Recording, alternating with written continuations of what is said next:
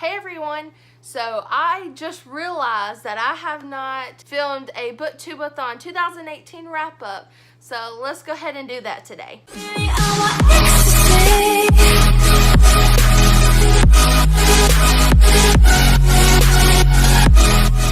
Sorry guys about my appearance. I was going to put some makeup on for this and I just got back from the gym working out.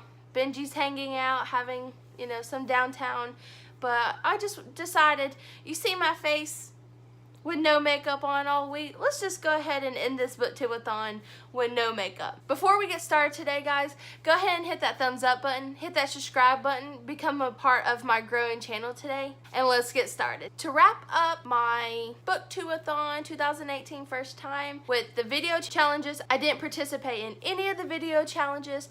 I just decided that it wasn't really something I wanted to do. Maybe next year I will do it. I had a lot going on with painting the rooms and just being in different parts of the house and just some personal stuff I had going on and work stuff going on, but I did not take part in any of the challenges. I did do every single Instagram challenge other than the crossplay challenge. It was late by the time I decided I wanted to try it and I just couldn't come up with an idea, but maybe next year I will try doing something like that. But I did accomplish every single one of the reading challenges. I am very excited about that because I didn't think I was going to be able to accomplish all the reading challenges. So the first challenge was to let a coin toss decide which book you were going to read first, and Rebel of the Sands by Owen Hamilton won. Guys, I loved this book. Absolutely loved this book. Words cannot express how much I was pulled in from the second with this book. There were some things in it that I was like, 5-star read.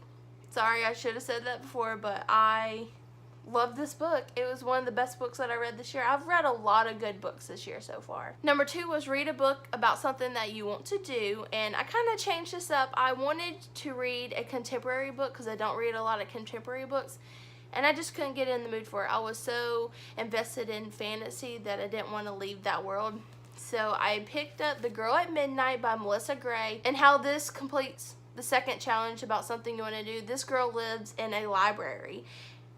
That's just amazing to me, like so good. But again, another 5-star read, and I completed another challenge. So the third challenge was to read and watch a book to movie adaptation, and I ended up reading 2 books for this. The first one being Harry Potter and the Sorcerer's Stone by J.K. Rowling, and I also read a manga, Volume 1, Fruit Basket, and I watched both these movies. I didn't show them in my vlogs because I watched movies very late at night, and I watched this during the day while I was painting. But I watched the first episode for this book, and then I watched Harry Potter and the Sorcerer's Stone for this. So that's challenge number 3 complete with 2 books. The next challenge was read a book with green on the cover, and I read Defy by Sarah B. Larson, and as you guys probably saw in my reading vlog, this was enjoyable, this was fine, but it's a 3-star read. But there was just a lot of problematic things about this book. I did get the second book and started that, but I don't know, I just didn't know how to feel about this. I liked a lot of aspects of this book, but there was a lot of aspects of it that I didn't like, so it was only a 3-star read for me, but it completed a challenge. So the next challenge was to read a book wearing the same hat, and this is the hat that I wore, and yes, I wore it inside all day long. It was an adventure, that's all I have to say. But that book was The Traitor's Game by Jennifer A. Nelson. 5-star read. Love this book. This book is so good, guys. I've read a lot of really great books this week, and I didn't think I was going to, but I love this book, and I cannot wait to get the second when it comes out here soon. The 6th challenge is to read a book with a beautiful spine, and I was going to read The Crown of Embers because it has a very, very beautiful spine, and I just didn't feel like I could get into it. It wasn't something I wanted to read right now. So I ended up picking up The Darkest Part of the Forest by Holly Black, and it has all this greenery and this little butterfly and just little creatures on it, but I think this spine is very, very, very beautiful, and I love the greenery on it. But this was a 4-star read for me. This is the first time I've ever read it. It wasn't what I expected when I first got into it, but I still very much enjoyed this book. So last but not least, the 7th challenge is to read 7 books. So even though I had already completed 7 books by this point in time, I did pick up Sweet Temptation by Wendy Higgins. This is the 4th book in her Sweet Evil series. Absolutely love this book. Another 5-star read for me this week. But I also read Traitor to the Throne by Owen Hamilton. This is the 2nd book to her Rebel of the Sands. See, I think it's a trilogy. Yeah, it's a trilogy. But this is the 2nd book. This was also a 5-star read for me. And then last but not least, I did pick up A Night by Sarah B. Larson. This is the 2nd book to her Defy. I am not quite done yet.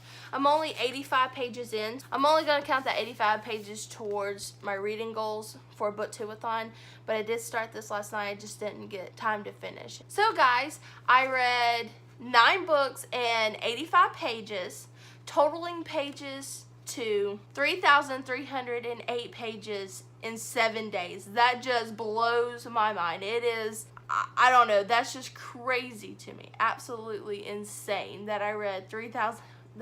That's usually what I read in a month sometimes, or a little less. My average page per book, because I thought this was just really interesting and I wanted to know it for myself, but my average page per book was 330 pages.